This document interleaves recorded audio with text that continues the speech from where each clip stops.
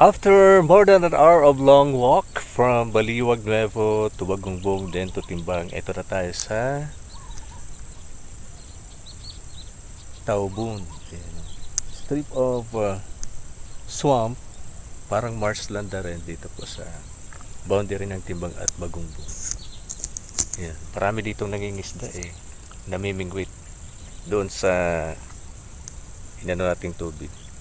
Kaso yung baha ano pa rin, yung resulta apparent pa rin, kaso madami ng sakate. Yan. Pang ano sa kabayo yan. Nag-anihan na dito, so pahinga muna tayo. Ito ang dati kong fishing spot, marami akong nakukuha dito, kaso wala na, may irrigation kasi. Tingnan natin, yan o, irrigation.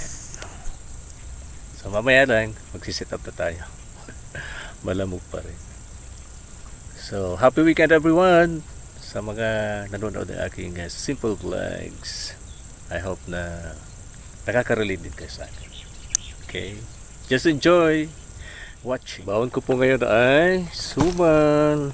This is Ambiero with Bologna para mabigat sa tiyan, hindi magutom.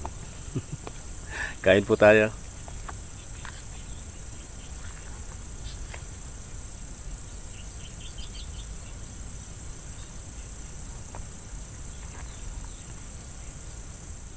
(7:35) na po ang oras natin ngayong Saturday. It's October 19, tama ba? At eto na nga yung ating very beneficial earthworm sa isang espesyal na lalagyan. Para sa bait and weight, palaging earthworm po ang advisable. Dami.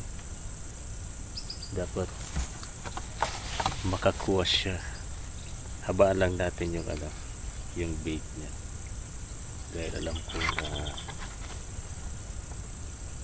gutom yung mga fish dito. Tingnan, first catch.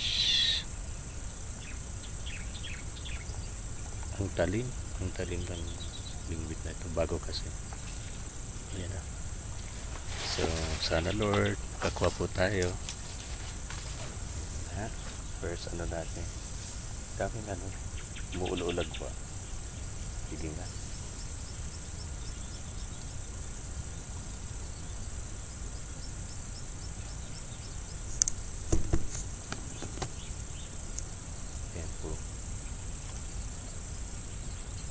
Palalim to sana dapat habaan natin yung yung leader line. Yan. Leader, hindi leader.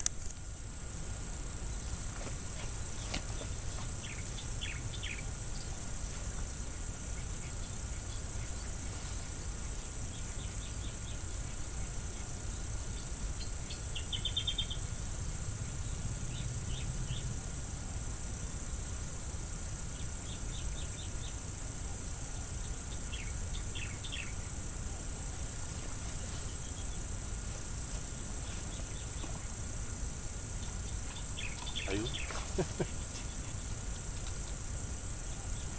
May catch agad tayo. Medyo medium size siya. Ayan. Mabait naman.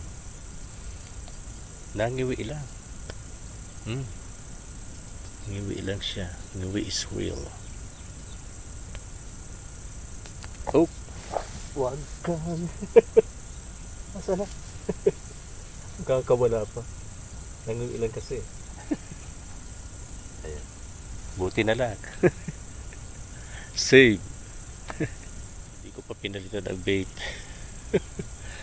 Subukan ulit natin.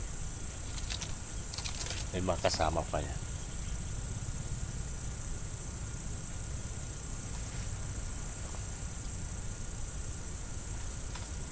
Wala na.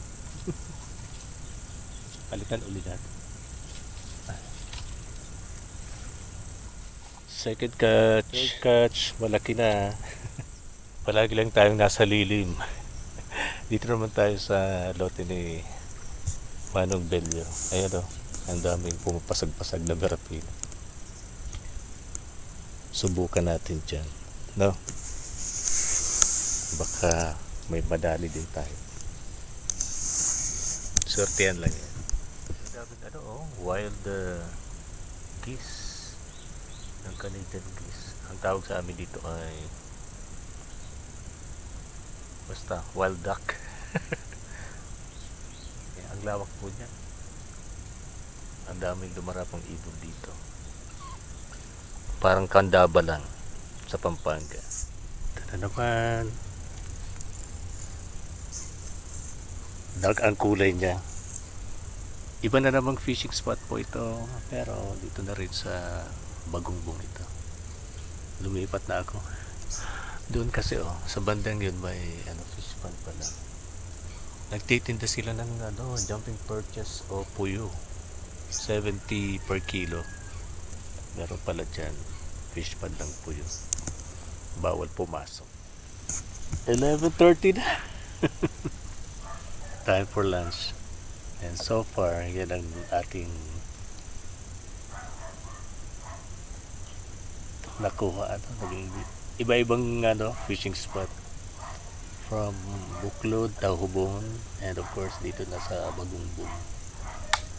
At meron pa sila binibintang puyo dito. Ibig sabihin talaga, dito sa Binalabak, ang daming puyo or jumping perches. So, yan lang muna po sa ating vlog ngayon. Please don't forget to like, comment, share, and subscribe para naman update kayo sa aking mga ganap dito pa rin sa aking Eaters Vlog.